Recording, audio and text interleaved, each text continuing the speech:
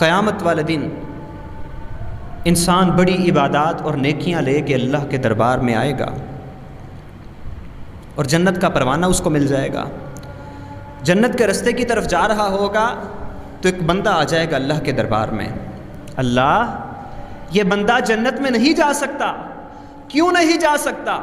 इसने इबादत इतनी की हैं, इसने नेकियां इतनी की हैं, इसने भलाइयाँ इतनी की हैं, इसने सजदे इतने किए हैं, इसने उम्रे इतने किए हैं, इसने नमाजें इतनी पढ़ी हैं, इसने नवाफल इतने अदा किए हैं, इसने कुरान इतने ख़त्म किए हैं, इसने ज़िक्र अज़कार इतना किया है, इसने तस्बीहात इतनी पढ़ी हैं, ये जन्नत पे क्यों नहीं जा सकता? एतराज़ क्या है? तुम्हारा मुकद्दमा क्या है? तुम्हें इस बंदे से मसला क्या है? वो बंदा कहेगा, अल्लाह कल दुनिया में इस बंदे ने नाहक मेरा माल खाया था,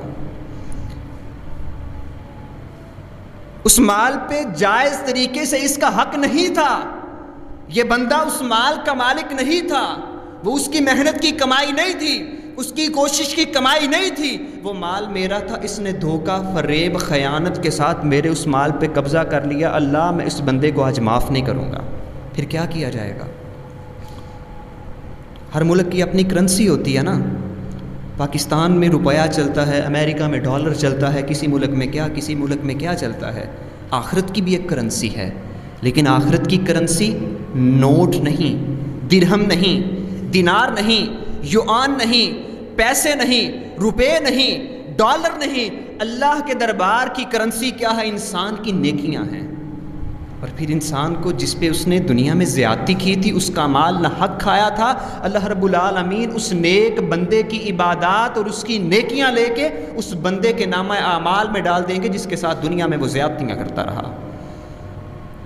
इतनी मेहनतें की, इतनी कोशिशें की, इतने इतने लंबे सजदे, इतनी इतनी लंबी तिलावतें, और आज सिला क्या मिल रहा है कि दूसरों का माल न हक खाने पे, रिस्के हराम खाने पे उसके नाम अमाल को खाली किया जा रहा है। लोग आते जाएंगे, अपना हक लेते जाएंगे, उसका नाम अमाल नेकियों से खाली हो जाएगा, बुराइयों से भर दिया जाएगा, और वो इतनी नेकियां लेके आने वाला उसका नाम अमाल बुराइयों से भर चुका होगा और वो रब की जहन्नुम का ईंधन बन जाएगा।